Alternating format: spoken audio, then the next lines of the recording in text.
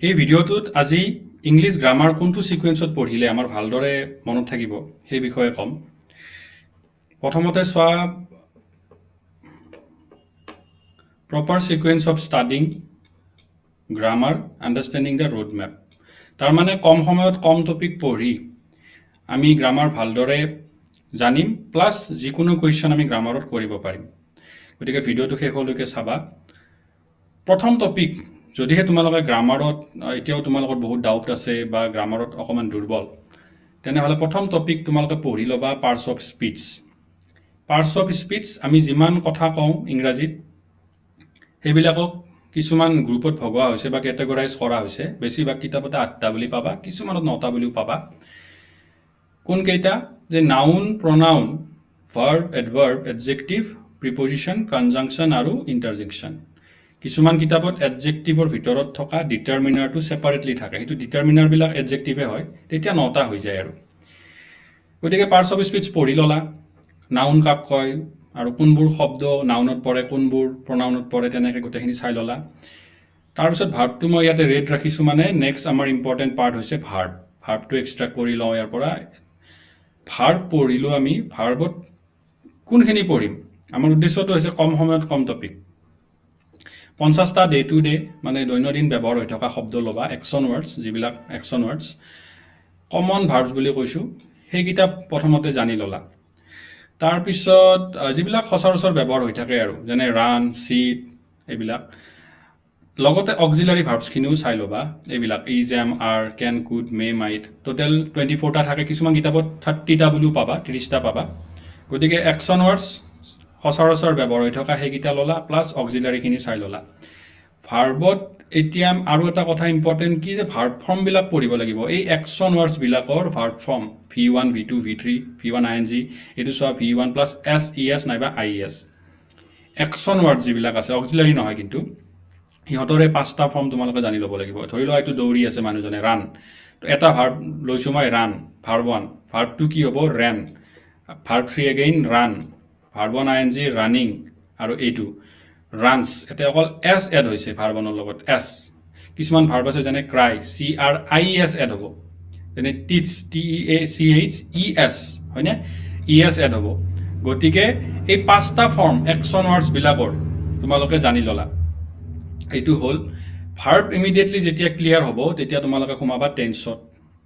টেন্সত তোমালোকে নামসমূহ লগতে ষ্ট্ৰাকচাৰবিলাক চাই ল'বা। ষ্ট্ৰাকচাৰ চাওঁতেই তোমালোকে গম পাবা যে ষ্ট্ৰাকচাৰবিলাক একচুৱেলি সেই ভাৰ্বৰ হয়, অক্সিলাৰী আৰু একশন ৱৰ্ডছবিলাকৰ বা মেইন ভাৰ্ব বুলিও কয়। গতিকে ষ্ট্ৰাকচাৰ চালা।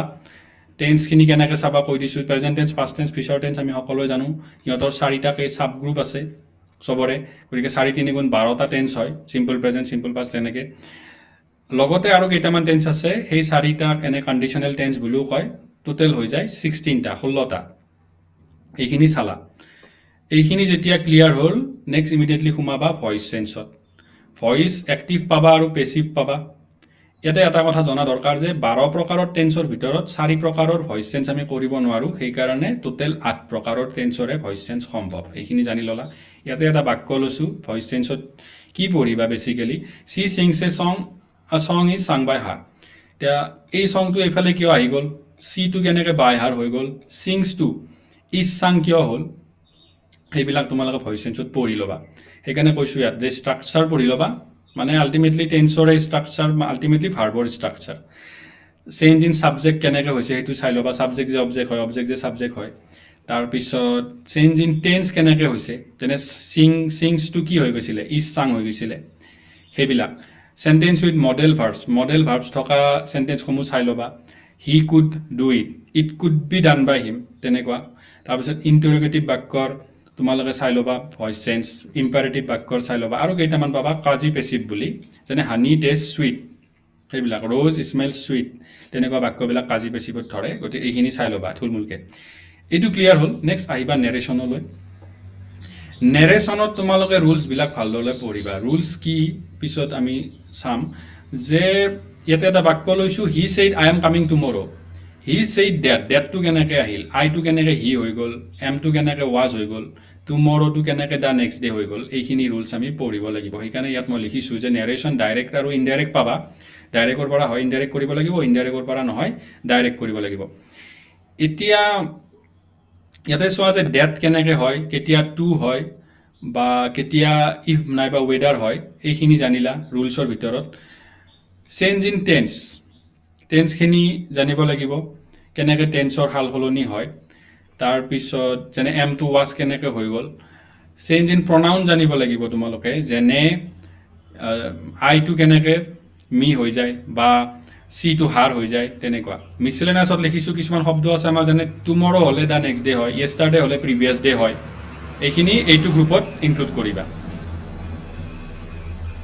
তাৰপিছত তোমালোকে চাব পাৰা এক্সট্ৰাকৈ, যদি তোমালোকৰ ক্লিয়াৰ নাই পাঞ্চুৱেশ্যন, ক'ত ফুল ষ্টপ হয়, ক'ত ছেমিকলন হয়, ক'ত এপষ্ট্ৰফি হয়, তেনেকৈ পাঞ্চুৱেশ্যনটো চাই ল'বা। লাষ্ট ইম্পৰ্টেণ্ট কথাটো হৈছে অকণমান চেণ্টেন্স টাইপ, মই ষ্ট্ৰাকচাৰ বুলি লিখিছিলোঁ ইয়াতে, সেইখিনি অলপ চাই ল'বা, যেনে ইণ্টাৰগেটিভ চেণ্টেন্স, ইম্পাৰেটিভ, এছাৰেটিভ, এইবিলাক, লগতে চিম্পল, কমপ্লেক্স আৰু কম্পাউণ্ড চেণ্টেন্স, এইখিনি এনে পঢ়ি ল'বা। ইম্পৰ্টেণ্টটো হৈছে এইটো যে ছাবজেক্ট ভাৰ্ব এগ্ৰিমেণ্ট, যে হিৰ লগত কোনটো হ'ব, ইজ হ'ব নে এম হ'ব নে আৰ হ'ব, আইৰ লগত কোনটো হ'ব, ইজ হ'ব নে এম হ'ব নে আৰ হ'ব নে ৱাজ হ'ব নে ৱেৰ হ'ব, ইউৰ লগত ৱাজ হ'ব নে ৱেৰ হ'ব। গতিকে এই ছাবজেক্টবিলাকে, ইয়াতে মই প্ৰনাউনবিলাকে লৈছোঁ, যিকোনো নাউনে ছাবজেক্ট হ'ব, আৰু লগতে ছাবজেক্টটো প্লুৰেল হ'ব পাৰে, বহুবচন, নাইবা ছিংগুলাৰ হ'ব পাৰে, একবচন। গতিকে সেই ছাবজেক্টবিলাক ভাৰ্বৰ লগত এগ্ৰি কৰে নে নকৰে, সেইটো ইম্পৰ্টেণ্ট, তেতিয়াহে বাক্যবিলাক আমাৰ শুদ্ধ হ'ব। গতিকে আকৌ এবাৰ মনত পেলাই দিছোঁ যে প্ৰথমতে তোমালোকে পাৰ্টছ অফ স্পীচ চালা, তাৰ পৰা ভাৰ্বটো এক্সট্ৰেক্ট কৰি ল'লা, ভাৰ্বটো ভালদৰে চালা, ভাৰ্বত বিশেষকৈ অক্সিলাৰী আৰু একশ্যন ৱাৰ্ডবিলাকৰ ফৰ্মবিলাক জানিব লাগিব, 5টা ফৰ্ম, V1 V2 তেনেকৈ। সেইটো ক্লিয়াৰ হোৱাৰ পিছত ইমিডিয়েটলি টেন্সত সোমালা। টেন্স জানিলা মানে তোমালোকে ভইচ চেঞ্জো কৰিব পাৰিবা, টেন্স জানিলা মানে তোমালোকে নেৰেশ্যনো কৰিব পাৰিবা। পাঞ্চুৱেশ্যন অলপমান চাই ল'লা, যদি নোৱাৰা আৰু চাই ল'লা। লাষ্টত চালা ছাবজেক্ট ভাৰ্ব এগ্ৰিমেণ্ট। গতিকে মই ভাবোঁ এনেকৈ চালে খুব কম সময়ত তোমালোকৰ গ্ৰামাৰ, যিকোনো কুৱেশ্যন গ্ৰামাৰত তোমালোকৰ শুদ্ধ হ'বই আৰু। তাৰপিছত লাষ্টত কৈছোঁ যে ভিডিঅ'টো চালা, ধন্যবাদ।